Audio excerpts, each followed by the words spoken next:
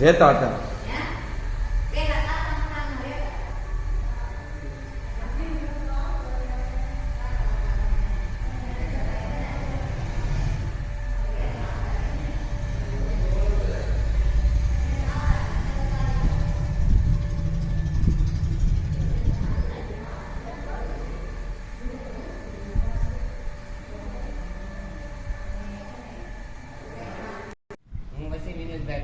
રાજુલામાં રહી છીએ અમે.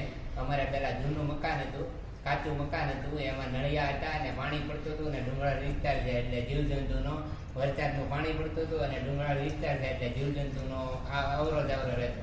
એટલે પ્રધાનમંત્રી આવાસ યોજના નીકળતા એમાં અમારે રોશનબેન વિનોદભાઈ કલાણી અને મારા મમ્મીને લાભ મળતા અમે નવું મકાન, પાકું મકાન બનાવી શક્યા છીએ. અને એના માટે અમે પ્રધાનમંત્રી મારું સપનું પૂરું થતા